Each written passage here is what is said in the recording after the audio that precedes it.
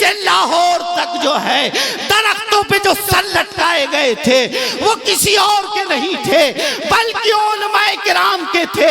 تاریخ یہ بتاتی ہے کہ اس وقت 27,000 علماء کرام کو شہید کیا گیا تھا۔ یہ وہ علماء کرام تھے جو تاریخ میں آ گئے ہیں، جن کے نام نوٹ ہو گئے ہیں، ورنہ ہزاروں وہ تھے کہ جن کا پتہ بھی نہیں چلا ہے، جن کی لاشیں بھی نہیں ملی ہیں، جنہیں کفن بھی نہیں ملا ہے، جنہیں دفن بھی نہیں کیا گیا ہے۔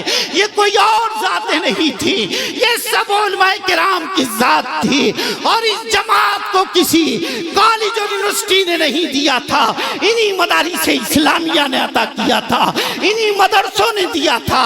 تو ان مدرسوں کو پہچاننے کی کوشش کرو، ان مدرسوں کو سمجھنے کی کوشش کرو۔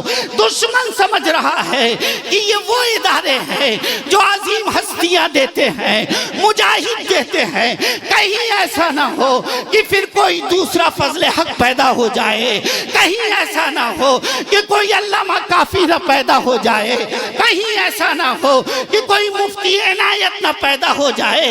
اس لیے ان مدرسوں کو مٹا دیا جائے، اور مدرسے مٹ گئے تو مسلمان خود بخود مٹ جائے گا، مٹانے کی ضرورت نہیں ہے۔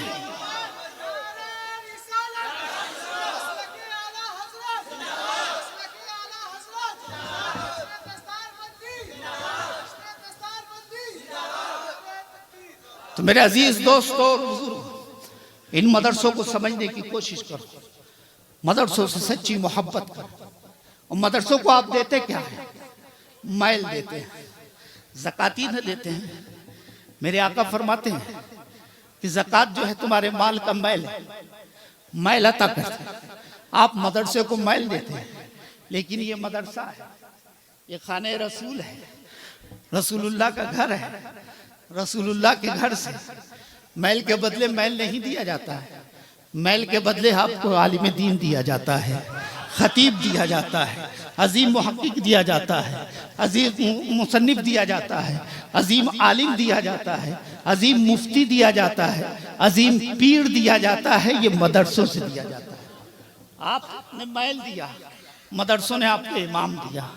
تو ان مدرسوں کی اہمیت کو پہچانو، ان سے محبت کرو، ان سے لگاؤ اور اپنے اختلافات کو مٹا کر مدرسے کو نقصان پہنچانے کی کوشش نہ کرو۔ مدرسے کو نقصان پہنچے گا، مدارس کو نقصان پہنچے گا، تو وہ مدارس بلڈنگ کو نقصان نہیں بلکہ جماعت کو نقصان پہنچے گا، قوم کو نقصان پہنچے گا، آنے والی نسلوں کو نقصان پہنچے گا، ہمیں نقصان پہنچے گا۔ اس لیے اس کو سامنے رکھتے ہوئے اپنے اختلافات اپنی گلی میں رکھیں، مدرسے اور مسجد کو محفوظ رکھیں۔ وما علینا الا البلاغ۔ السلام۔